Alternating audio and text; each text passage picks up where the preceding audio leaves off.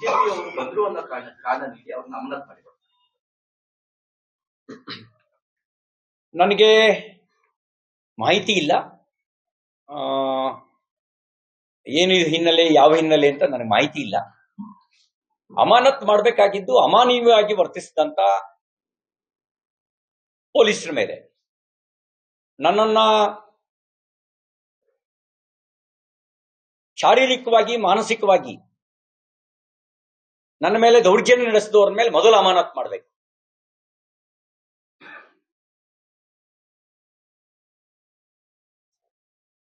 ಆಮೇಲೆ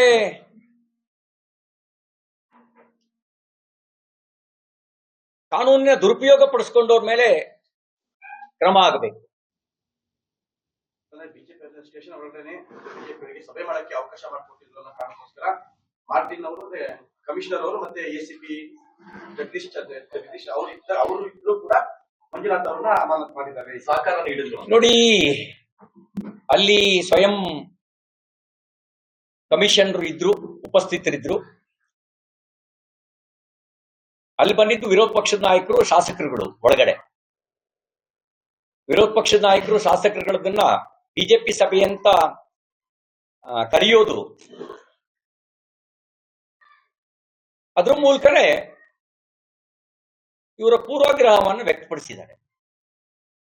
ನಾನು ಕೇಳ್ತಾ ಇರೋದು, ನಾನು ಕೊಟ್ಟ ದೂರನ್ನ ಯಾಕೆ ಇದುವರೆಗೂ FIR ಮಾಡಿಲ್ಲ? ನಾನು 19ನೇ ತಾರೀಕು ದೂರು ಕೊಟ್ಟಿದ್ದೀನಿ. ನನ್ನ ಮೇಲೆ ಕೊಲೆ ಪ್ರಯತ್ನ ನಡೆದಿರೋದ್ರ ಬಗ್ಗೆ, ಕೊಲೆಗೆ ಷಡ್ಯಂತ್ರ ರೂಪಿಸಿರೋರ ಬಗ್ಗೆ, ಬೆದರಿಕೆ ಹಾಕಿರೋರ ಬಗ್ಗೆ ನಾನು ದೂರು ಸಲ್ಲಿಸಿದ್ದೇನೆ. ಇವತ್ತಿನವರೆಗೂ FIR ರಿಜಿಸ್ಟರ್ ಮಾಡಿಲ್ಲ. ಅಂದ್ರೆ ಕಾನೂನು, CT ರವಿಗೊಂದು ಕಾನೂನು, ಶ್ರೀಮತಿ ಲಕ್ಷ್ಮೀ ಹೆಬ್ಬಾಳ್ಕರ್ ಅವರಿಗೆ ಒಂದು ಕಾನೂನು. ಆಮೇಲೆ ನನ್ನನ್ನ ವಿತೌಟ್ ಮೂವ್ಮೆಂಟ್ ಆರ್ಡರ್ 4 ಜಿಲ್ಲೆ ಸುತ್ತಿಸಿದ್ದು ಅಪರಾಧ ಅಂತ ಅನ್ನಿಸ್ತಾ ಇರೋದು ದುರದೃಷ್ಟಕರ. ಮತ್ತು ಅದಕ್ಕೆ ಕೊಡ್ತಿರೋ ಸಮಜಾಯಿಸಿ ಬಾಲಿಶತನದ್ದು. ಮೂರ್ತರು ಕೂಡ ಆ ರೀತಿಯ ಬಾಲಿಶತನದ ಹೇಳಿಕೆ ಕೊಡಲ್ಲ. ರಕ್ಷಣೆಗಾಗಿ ಪೂರ್ವರು ಸುತ್ತಿಸಿದ್ದು ಅಂತ.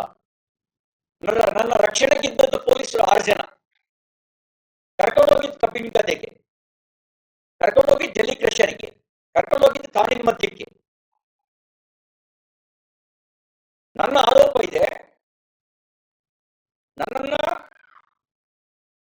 ಪ್ರೀ ಪ್ಲಾನ್ಡ್ ಆಗಿ ಕೆಲವರನ್ನು ಪ್ರಚೋದಿಸಿ ಹಲ್ಲೆ ನಡೆಸುವ ಉದ್ದೇಶ ಅಥವಾ ಎನ್ಕೌಂಟರ್ ಮಾಡುವ ದುರುದ್ದೇಶದಿಂದಲೇ ಆ ರೀತಿ ಐಸೋಲೇಟ್ ಮಾಡಿ ಕರ್ಕೊಂಡು ಹೋಗಿದ್ದಾರೆ. ಈ ಬಗ್ಗೆ ತನಿಖೆ ಆಗಬೇಕಾಗಿರೋದು, ಇವ್ರ ಮೇಲೆ ಕ್ರಮ ಆಗಬೇಕಾಗಿರೋದು. ಕ್ರಮ ಮೊದಲು ಆಗಬೇಕಾಗಿದ್ದು